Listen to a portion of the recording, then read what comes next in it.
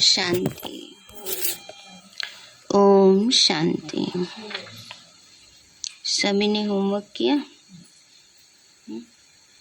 लीला बहन होमवर्क किया नहीं है? और अच्छा, और क्या किया? दो बारी मुरली नहीं सुनी? अच्छा, फोन में लगवा लिया करो। आपके पास नहीं है और आपके पास तो है घर में। अच्छा, तो सुन लेते हो। और बाबा को पोता मिल दिया? लेटर लिखा? क्यों नहीं बताया? लिखा? लिखना तो आता है ना? हाँ, आपको नहीं आता तो बताना तो है ना बाबा को। बताओ बाबा को रात को, बाबा ये किया सारा दिन। ठीक है। और क्या होमवर्क था? 5 स्वरूपों का अभ्यास करते हैं? आप करते हो?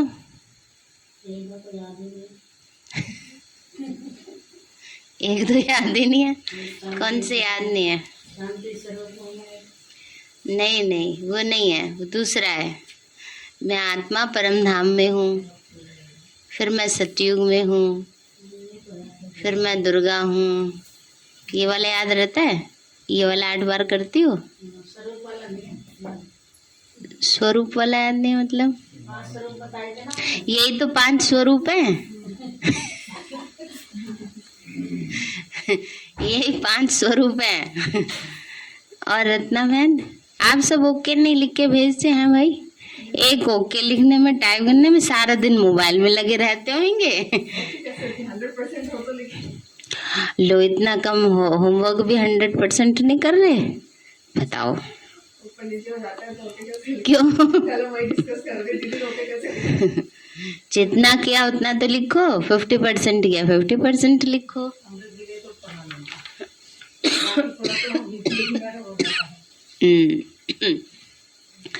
जितना किया उतना लिखो। हाँ, ऐसे थोड़े ही। नहीं, करने का पुरुषार्थ करना है। कल तो आपने नहीं भेजा ओके। ठीक बात। चलो, ऐसे भी सहज है। रोजाना की मेहनत से। उसमें वो सारी पॉइंट्स लिख ली होंगी। हाँ, ये भी सही है, पर उसमें फिल तो कागज पे लिख के ही करना होगा। प्रफुल्ल भाई, आप करते हो? नहीं, संडे को होमवर्क दिया सबको।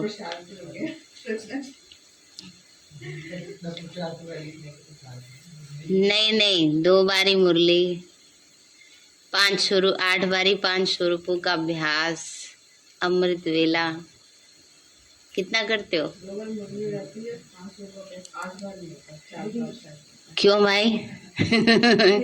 खाना आधा खा रहे हो? ये बताओ। खाने पे तो खैर है। मुरली का साथ तो कई बार पढ़ लेते हैं। पूरी मुरली पढ़े बच्चे नहीं, टीवी मत चलाओ, उसमें क्या है, मोबाइल में से पढ़ लो। ये आप समझ नहीं रहे हो अभी। ये जो रीडिंग है, ये पढ़ना जो है ना, ये उतना ही सतयुग में आपको धनवान बनाएगा। मुरली ज्ञान धन है, ये बुद्धि की सफाई करता है।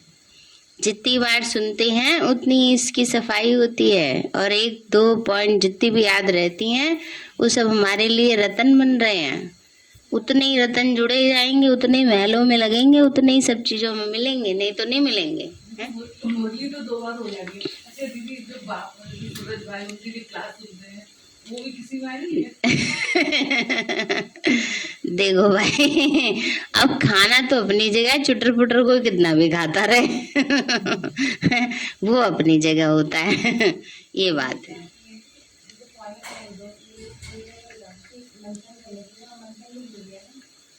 नहीं, वो तो बात सही है। पढ़ के ये जो है ना, आप सबके लिख लेते हो, वो माताएं पढ़ लें वही बहुत है। सुन ले वही बहुत है। याद कर लो, इजी हो जाएगा। जो आप 4 बार कर रहे हो ना, तो जब एक बारी करते हो उसको 2 बारी कर लो तो अपने आप 8 बारी हो जाएगा, है ना। ये बता रहे हैं सर ने आगोई।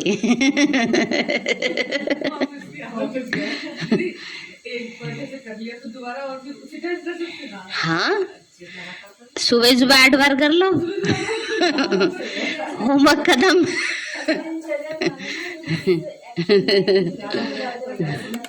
और क्या, सुबह सुबह सब होमवर्क कर लो सारा। वो होमवर्क आपको अपने आप सारा दिन में बार बार अटेंशन दिलाएगा।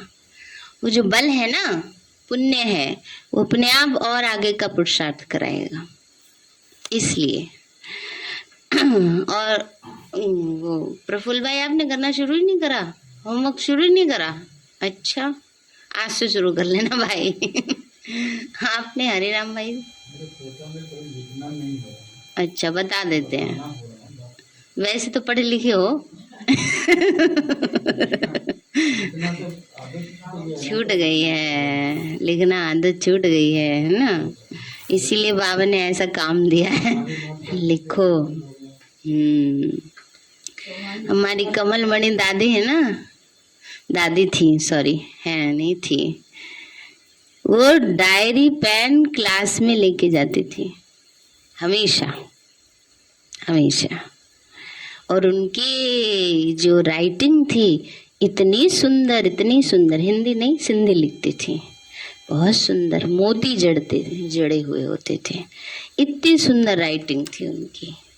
और बाकी दादियों को भी हमने देखा, जब हमारी सेवा होती है ना, डायमंड हॉल में बाबा आते हैं ना, एक एक वर्ड लिखते हैं, दीदियां भी एक एक वर्ड लिखती थी, क्योंकि बाबा तो आराम से बोलते हैं। हाँ, बैठ जाओ भाई, आप वो ना अंजू बहन की युगल। हाँ, अब तो मिल जाती है, चलो अब तो ये साधन मिल जाता है ना, इसलिए लिखना छोड़ दिया ना, अब ये भी नहीं करना है। थोड़ी थोड़ी आदत रखनी है अपनी, ताकि हमें याद रहे हम स्टूडेंट हैं, अभी टीचर नहीं बने हैं, स्टूडेंट हैं हम। हाँ, अरे स्वमान तो रह गया। स्वमान हो जाता है, स्वमान हो जाता है लीला बहन। अच्छा, ये तो अच्छी बात है लीला बहन।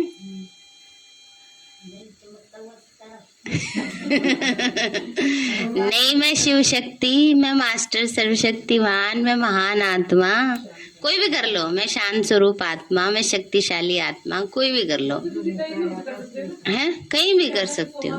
हाँ हाँ, कितने भी कर लो। वो बता रही थी ना, चांद मैंने 1000 बार कर लिया, तो इसलिए ये तो कितना भी कर लो ना। आपका नाम क्या है भाई? अशोक। आपने कोर्स किया हुआ है ऑनलाइन? अच्छा, कहाँ तक किया हुआ है? सीढ़ी तक किया हुआ है? अच्छा, चलो उसके बाद करा देंगे आपको। मुरली तो आप सुनते हो हैं? चलो तो मुरली सुनो, फिर अपने आप धीरे धीरे बुद्धि में बैठ जाएगा। चलो, आज बाबा ने यही बताया, होमवर्क पूरा करो, और ये नहीं एक बारी करके काम उतार दो, डबल भी कर लो शाम को। उससे क्या होगा, हमें श्वासोश्वास बाबा की याद रहेगी, मन बुद्धि बिजी रहेगा। ठीक है, चलो आज प्यारे बाबा के 8 तारीख के महावाक्य हैं। बाबा बोले, मीठे बच्चे, संगम की इन अमूल्य घड़ियों में श्वासोश्वास बाप को याद करो। मीठे बच्चे, संगम की इन अमूल्य घड़ियों में श्वासोश्वास बाप को याद करो। तुम्हारी एक भी श्वास व्यर्थ न जाए। प्रश्न है, इस समय तुम्हारा मनुष्य जीवन बहुत बहुत वैल्यूएबल है, कैसे? बाबा बोले, इस जीवन में तुम बाप के बच्चे बन बाप से पूरा वर्षा लेते हो। इसी मनुष्य तन में पुरुषार्थ कर तुम कौड़ी से हीरे जैसा बनते हो। बैगर से प्रिंस और इंसॉल्वेंट से 100% सॉल्वेंट बनते हो, है ना। इसलिए तुम्हें इस समय को व्यर्थ नहीं गंवाना है। हर श्वास बाप की याद में रहकर सफल करना है। कर्म करते भी याद में रहना है ना, कर्म करते भी बाबा की याद में रहना है। गीत भी आज बड़ा टेंशन वाला है। ये वक्त जा रहा है। ओम शांति। ये जो इस समय मनुष्य का जीवन है, इनको अमूल्य कहा जाता है। बच्चे भी समझते हैं और बाप भी समझाते हैं कि ये तुम्हारा अंतिम मनुष्य का जन्म है। ये बहुत वैल्यूएबल है, इसका मूल्य तो कोई कर ही नहीं सकता। वैसे ये टाइम भी बहुत वैल्यूएबल है, बड़ा मूल्यवान है।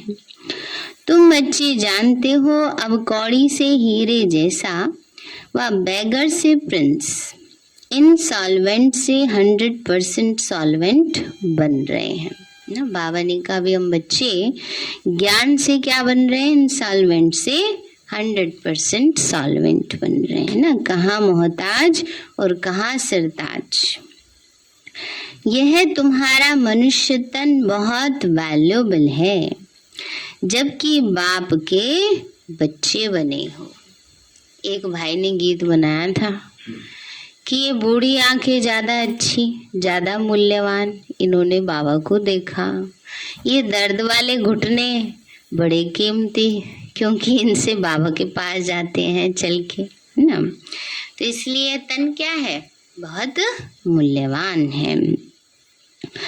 तो बाबा ने कहा जबकि बाप के बच्चे बने हो और मनुष्यों का वैल्यूएबल नहीं है, तुम बच्चों को इस समय अपना श्वास व्यर्थ नहीं गंवाना चाहिए। कैसे सफल करना चाहिए सो तो बाप समझाते हैं। श्वासों श्वास याद करो बाप को। मनुष्य भक्ति मार्ग में तो अनेक प्रकार के सिमरन करते हैं, वो है अनेकों की व्यभिचारी याद।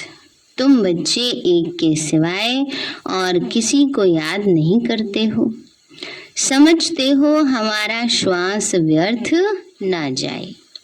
श्वासों श्वास कोशिश कर बाप को याद करना है। ऐसे डायरेक्शन मिलते हैं, है ना। श्वासों श्वास बाबा को याद करो। कभी सोमान का अभ्यास करने लगो, कभी 500 रूपों का अभ्यास करने लगो, कभी निराकारी की ड्रिल कर लो, कभी फरिश्ता बन जाओ। कितनी वैरायटी मिली हुई है बोर ही नहीं हो सकते ना। तो इसलिए बाबा कहते हैं बच्चे तो अपने आप ही क्या हो जाएगा, श्वासों श्वास हो जाएगा याद बाबा की। बाबा कहते हैं बच्चे श्वासों श्वास कोशिश कर बाबा को याद करना है। ऐसे डायरेक्शन मिलते हैं, इसमें कोई जाप आदि नहीं करना। हमारा स्वधर्म ही है आवाज से परे रहना। इस शरीर द्वारा हम पाठ बजाते हैं। आत्मा असुल शांति धाम की रहने वाली है। यह भी हमारे सिवाय कोई कह न सके कि हम असुल शांति धाम के रहने वाले हैं। कोई पूछे तुम कहाँ के रहने वाले हो, तो तुम कहेंगे हम आत्मा तो शांति धाम की रहने वाली है। सबको पता है ना अपना एड्रेस तो, परमानेंट एड्रेस कौन सा है, परम धाम। बाकी यहाँ के लिए पूछते हो तो हम यहाँ फलानी जगह रहते हैं, है ना। परमानेंट तो परम धाम के रहवासी हैं और यहाँ पर यहाँ रहते हैं। शांति धाम से यहाँ आकर शरीर लेकर पाठ बजाना ही है। अभी ये है इस मृत्यु लोक का अंतिम जन्म। इसमें श्वास व्यर्थ नहीं गंवाना चाहिए। वो लोग तो बहुत फास्ट रखते हैं, उनको कहना है क्यों तुम अपना टाइम वेस्ट करते हो। इससे तो ऊंचे ते ऊंचे बाप को याद करो, ये भी तो तुम जैसे जीव घात करते हो। आत्मघात नहीं कहेंगे क्योंकि आत्मा का घात नहीं होता। कहा जाता है जीव घाती महापापी। जीव माना यहाँ शरीर, शरीर को कष्ट देते हैं, है ना। सुसाइड करते हैं, शरीर को कष्ट देते हैं, आत्मा तो निकल के चली जाती है ना। तो इसलिए बाबा कहते हैं जीव घात करते हैं। भूखे रहते हैं, शरीर को कष्ट दे रहे हैं। इस समय अपने शरीर को तकलीफ देना ये भी तो महापाप है ना। बाबा ने कहा निर्जला कोई रखते हैं तो जैसे कि ये क्या हो गया, शरीर को कष्ट देना हो गया। तुम कह सकते हो कि इस समय तुम महान पुण्य आत्मा बन सकते हो इस पुरुषार्थ से। उन्हों को तो ये पता ही नहीं कि बाप यहाँ आया हुआ है। यह बाप दादा है ना, शिव बाबा ब्रह्मा दादा। प्रजापिता ब्रह्मा तो मशहूर है, वह तो कह सकते हैं ना, क्यों ऐसे वैल्यूएबल शरीर का घात करते हो। इससे तो मनमना भव, बाप को याद करो तो जीवन मुक्ति मिलेगी। अथवा कोई के द्वारा मैसेज भी भेज सकते हो। आज बाबा ने हम बच्चों को याद किया है। किसको? दिल्ली वालों को। दिल्ली वाले बच्चे भी भेज सकते हैं कि इस समय ये दुनिया बदल रही है, मैसेज भेज सकते हैं। इस पुरुषार्थ से तुमको जीवन मुक्ति मिल सकती है। देखते हो सामने महाभारत लड़ाई भी है, इसलिए बच्चों को एक भी श्वास क्या नहीं करनी, वेस्ट नहीं करनी है, वेस्ट नहीं करना चाहिए।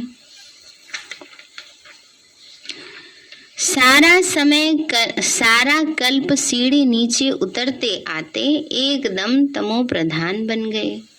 अब फिर से सतो प्रधान बनना है, इसमें मेहनत लगती है। मासी का घर नहीं है, आसान काम थोड़ी है। जनक को 1 सेकंड में जीवन मुक्ति कैसे मिली, ये भी तुम लिख सकते हो। और लिख सकते हो जीवन मुक्ति 1 सेकंड में बिना कौड़ी खर्चा मिल सकती है। कैसे मिली वो भी बताओ, और ये भी बताओ कि पहले जीवन मुक्ति मिल सकती है। यह मृत्यु लोक का लास्ट जन्म है। अमर लोक में है जीवन मुक्ति और मृत्यु लोक में है जीवन बंध। ये भागवत में भी गाया हुआ है। यह भी एक कहानी बना दी है कि जनक को ज्ञान देने वाला कोई मिल न सका, और फिर मिला तो कौन मिला? अष्टावक्र मिला। अष्टावक्र कैसा था? उसके शरीर में 8 मोड़ थे ना। तो बाबा कहते हैं परम पिता परमात्मा ब्रह्मा द्वारा ज्ञान देते हैं, इसको ही ब्रह्मा ज्ञान कहा जाता है। ब्रह्मा को भी जरूर किसी ने तो दिया होगा ना। तो ज्ञान सागर तो परमपिता परमात्मा है, वह ब्रह्मा द्वारा कर देते हैं। त्रिमूर्ति चित्र द्वारा तुम अच्छी तरह समझा सकते हो। कोई भी अंदर आते हैं उनसे पूछो बोर्ड पढ़ा है, क्या लिखा हुआ है? बीके प्रजापिता ब्रह्मा के बच्चे ठहरे। प्रजापिता को सिर्फ कुमारियां ही होंगी क्या? नहीं, जरूर कुमार भी होंगे। तो हमारी ये फैमिली है, परिवार है, यहाँ कोई गुरु चेले वाला संबंध नहीं है। तो ब्रह्मा बाप है, और ब्रह्मा किसका बच्चा है? शिव बाबा का बच्चा है। इनके द्वारा स्थापना कर रहे हैं। तो ये फैमिली भी है, फैमिली की फैमिली भी है, और पाठशाला की पाठशाला भी है। सर्व का सदगति दाता तो एक ही बाप है। बाबा ने कहा फैमिली भी है, लेकिन फिर अलबेले भी नहीं बन जाना। कोई बात नहीं, टीचर तो अपने पिताजी है ना, क्या जरूरत है पढ़ने की, पास कर देंगे। ऐसे नहीं चलेगा। बाबा कहते टीचर अपनी जगह अपना काम करेगा, पिता अपनी जगह काम करेगा, और लास्ट में कोई नहीं काम करेगा तो धर्मराज अपना काम करेगा, है ना। तो बाबा ने कहा सर्व का सदगति दाता तो एक ही बाप है, वही ये दुनिया स्थापन कर रहे हैं, तो जरूर डबल वर्ल्ड खत्म होगा। राइज और फॉल भारत का होता है ना, बाबा ने कहा उत्थान और पतन विशेष रूप से भारत का होता है और भारत सारे विश्व का आधार है। भारत ही हेवन से हेल एकदम ऊंच से नीच बनता है। हेवन माना नई दुनिया। बुद्धिवान जो होंगे वो समझेंगे बरोबर आदि सनातन देवी देवता धर्म था। तुम लिखते भी हो कि डिटीज्म कैसे स्थापन हो रहा है, 1 सेकंड में जीवन मुक्ति कैसे मिलती है, आके समझो। तो अभी ये पुरानी दुनिया है, वो बदलकर नई दुनिया बन रही है, इसीलिए ये अंतिम जन्म बहुत वैल्यूएबल है, इसका बहुत महत्व है।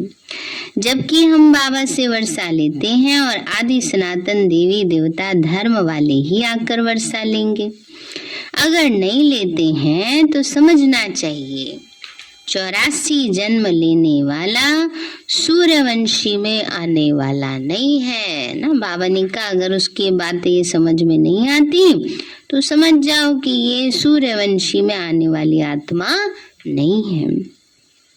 पिछाड़ी में आएंगे, जिनकी फुल ज्योति जगती है वो सतयुग में आएंगे। पीछे दिन प्रतिदिन कम ताकत वाले होंगे। महान सौभाग्यशाली ही एक्यूरेट नई दुनिया में आएंगे। बावनी का जो महान सौभाग्यशाली है वही नई दुनिया में एक्यूरेट आएंगे ना। बाबा कहते हैं बच्चे लास्ट में अंजलि लेने वाले भी आएंगे, जो थोड़ा ही बहुत पुरुषार्थ करेंगे, संपर्क में आएंगे, लेकिन उनको संपर्क से भी वंचित नहीं करना है। जरूरी थोड़ी ज्ञान सुनाया तो पूरा ही धारण करेंगे ना, कोई कंपल्सन थोड़ा ही है यहाँ पर, जो करेगा सो पाएगा, ये नियम है। इसलिए बाबा कहते हैं बच्चे तो सौभाग्यशाली ही एक्यूरेट नई दुनिया में आएंगे। रहना तो नए मकान में चाहिए ना, 10-12 वर्ष के बाद जाकर रहें, ऐसा कच्चा पुरुषार्थ क्यों करना चाहिए। बाबा ने कहा नई नई दुनिया बनेगी, सतयुग की नए नए सोने के महल बनेंगे, उनका सुख और थोड़े समय बाद जाने का सुख अंतर तो पड़ जाता है ना। एकदम नया मकान बना उसमें रहने का आनंद अलग ही होता है। तो बाबा कहते हैं बच्चे ऐसा कच्चा पुरुषार्थ क्यों करना चाहिए। मम्मा बाबा नई दुनिया में महाराजा महारानी बनते हैं तो हम भी क्यों ना बने। सर्विस को बढ़ाएं, बच्चों को ये ख्याल चलना चाहिए। बाबा कहते हैं मैं तुमको आज बहुत गुह्य बातें सुनाता हूँ। बाप को जान लिया तो जीवन मुक्ति के हकदार तो बन ही जाएंगे। ज्ञान का विनाश तो होता नहीं। कई मनुष्य तो अच्छी रीति समझते भी हैं और कोई तो कुछ भी नहीं समझते, ऐसे ही देख के चले जाते हैं। कोई कहकर भी जाते हैं कि हम जरूर आएंगे, परंतु माया फिर भुला देती है। माया बिल्ली कम नहीं है, गुल बकावली का एक खेल भी दिखाते हैं। यह भी मिसाल तुम्हारे लिए है।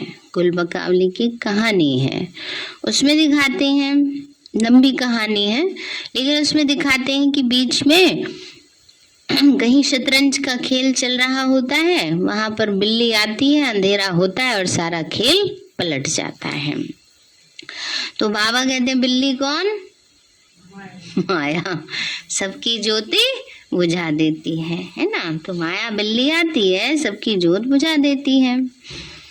बाबा ने कहा यह भी तुम्हारे मिसाल तुम्हारे लिए है। बाप ही समझाते हैं यहाँ तुम आए हो माया पर जीत पहन जगत जीत बनने। इस पर कहानी बनी हुई है। तुम योग बल में रहते माया पर जीत पाने के लिए, परंतु माया बिल्ली पासा ही फिरा देती है ना। तो गुल बकावली और अल्लाह अव्वल दीन ये इस समय की बातें हैं। अल्लाह अव्वल दीन की कहानी है ना, अलादीन का चिराग। तो कौन है वो जिन्न? बाबा है ना। हमें हर बात से भरपूर कर देते हैं। जैसे उसको अलादीन को चिराग मिल गया, उसमें से जिन निकला, उसने उसको महल दे दिए। तो बाबा भी हमें क्या दे रहा है? सोने के महल दे रहा है ना सतयुग में। तो बाबा ने कहा बच्चे, अल्लाह ही अव्वल दीन, अव्वल माना नंबर 1, दीन माना धर्म। तो इस समय शिव बाबा जो अल्लाह है, परमात्मा है, वो आकर नंबर 1 धर्म, कौन सा है नंबर 1 धर्म? देवी देवता धर्म, उसकी स्थापना करते हैं। धर्म माना धारणाएं, है ना। तो जीवन में धारणाएं करवाते हैं हम बच्चों को देवी देवताओं जैसी। हातिम ताई का खेल भी इस समय का है। बाप को न याद करने से माया आ जाती है। तो जो कुछ हो चुका है उसकी बैठ बाद में कहानियां बनाते हैं, जो होने वाला है वो तो कुछ बता नहीं सकते। पास्ट में जो कुछ हुआ उसका ड्रामा बनाते हैं, कंसवध, अमृत मंथन, किस्म किस्म के खेल बनाते हैं। वो बेचारे ये नहीं जानते कि ये बेहद का ड्रामा है। तुम जानते हो ये अनादि अविनाशी ड्रामा है। मनुष्य तो कुछ भी नहीं जानते कि यह ड्रामा कितने वर्ष का है। भले कहते हैं हिस्ट्री रिपीट होती है, परंतु समझते नहीं। बाप किस्म किस्म के राज समझाते हैं कि बुद्धि में बैठे कि हमारा ये अंतिम जन्म बड़ा वैल्यूएबल है, इसमें टाइम वेस्ट नहीं करना चाहिए। और अब तो बिल्कुल ही नहीं करना चाहिए, अब तो बिल्कुल ही अंतिम समय आ गया है। हाथ काटे और दिल बाबा में लगा रहे। तो दिल तो आत्मा में है, आत्मा ही कहती है मुझे तंग नहीं करो, मेरे दिल को दुखी नहीं करो। बुद्धि समझती है, जज करती है कि यह हमको सुख देते हैं या दुख देते हैं। आत्मा शरीर के बिना तो कह न सके, आत्मा ही सब कुछ सीखती है। संस्कार आत्मा में भरते हैं। तो अभी तुमको परमपिता परमात्मा सिखला रहे हैं। तुम जानते हो बाप ही ज्ञान का सागर है, पतित पावन है। वह भारत के लिए सौगात ले आते हैं वैकुंठ की, इसलिए गाया हुआ है सर्व के सदगति दाता। उनका बर्थ प्लेस भारत है। सोमनाथ का मंदिर भी यहाँ ही है। शिव बाबा आया था तब तो उनका यादगार मंदिर बनाया ना, पर वो कब आए, क्या कर करके गए ये नहीं जानते।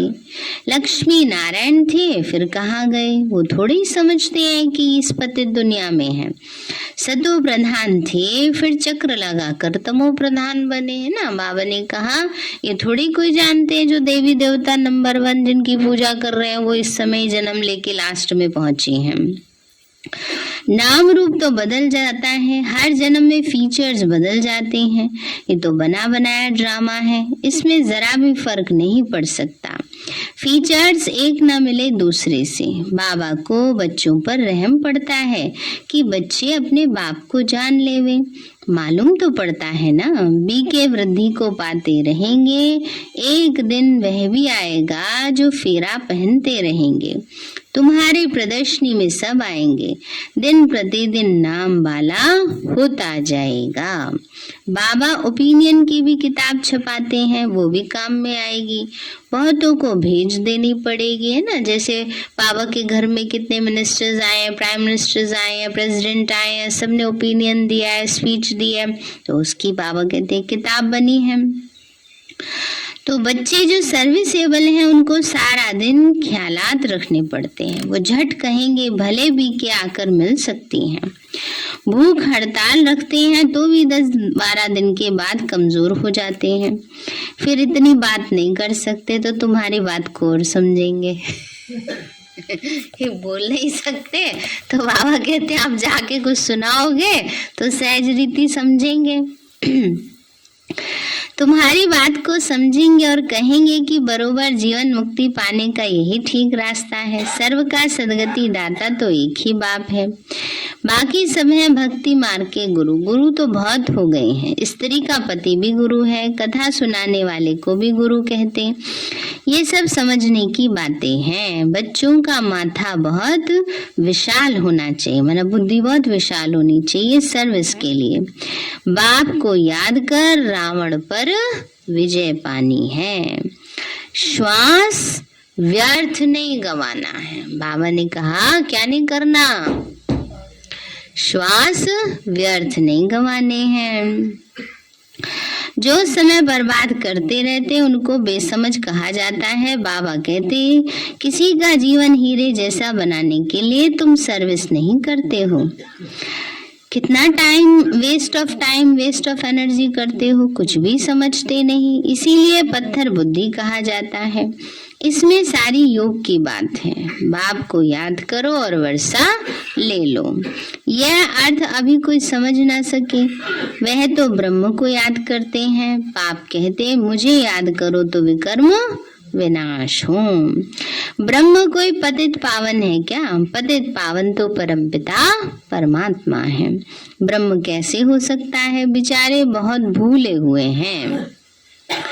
बाप बच्चों को फिर भी कहते हैं बच्चे टाइम वेस्ट नहीं करो, बाबा को याद करो। सब आज जाके अपना टाइम टेबल बना लेना, सवेरे ये अभ्यास करेंगे, दिन में ये करेंगे, शाम को ये करेंगे, टाइम वेस्ट होगा ही नहीं।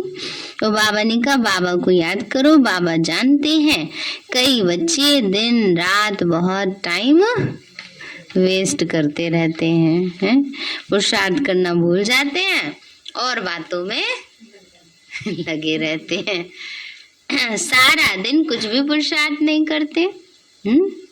बाबा अपना मिसाल भी बताते हैं। अब ये मत सोच लेना बाबा अभी तो भूल जाते हैं, हम भूल गए तो क्या हो गया। बाबा तो इसलिए बता रहे बच्चे दिन शिकस्त ना हो जाए, वरना बाबा थोड़े भूलते हैं शिव बाबा को। तो भोजन पर बैठते हैं तो भी बाबा को याद करते हैं, हम दोनों इकट्ठा खाते हैं। शरीर में दो आत्माएं हैं ना, याद करते करते फिर भूल जाता हूँ और ख्यालात आ जाते हैं। इनके ऊपर तो जवाबदारी बहुत है, बहुत ही ख्यालात आते हैं। इसलिए बाबा कहते हैं तुम जास्ती याद में रह सकते हो, इनको तो मेहनत करनी पड़ती है। हमेशा समझो शिव बाबा समझाते हैं, उनको याद करो। ब्रह्मा को याद करने से शिव बाबा भूल जाएगा।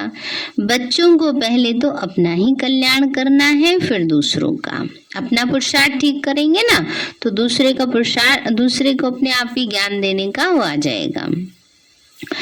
तो कई तो ऐसे हैं जो दूसरों का कल्याण करते रहते हैं, अपना करते नहीं हैं। बाबा कहते ऐसे भी बच्चे हैं। औरों को आप समान बनाते, खुद फिर गुम हो जाते। वंडर है, यह भी तुम समझते हो, तुम अनुभव भी सुनाते हो। और कोई सत्संग आदि में थोड़े ही समझाते, यहाँ भी नंबरवार धारणा होती है। ये नॉलेज बुद्धि में धारण की जाती है। गाते हैं भर दो झोली हमारी, ये नॉलेज तो बुद्धि में भरी जाएगी व झोली में पारस बुद्धि और पत्थर बुद्धि गाया जाता है। तो तुम्हारा ये जीवन बहुत अमूल्य है, इसमें पुरुषार्थ की बहुत जरूरत है। गृहस्थ व्यवहार में रहकर सब कुछ करना है। सर्कमस्टांसेस देखे जाते हैं, भले कुमार है देखा जाता है, सर्वे सच्ची कर सकते हैं तो छुड़ा भी देते हैं। हर एक का सर्कमस्टांस देखकर फिर राय दी जाती है ना, हर एक की परिस्थिति कैसी है उस अनुसार बाबा राय देंगे। सर्जन नब्ज देखने बिना राय दे न सके, ये है अविनाशी सर्जन। आत्मा को मन मना भव का इंजेक्शन लगाते हैं।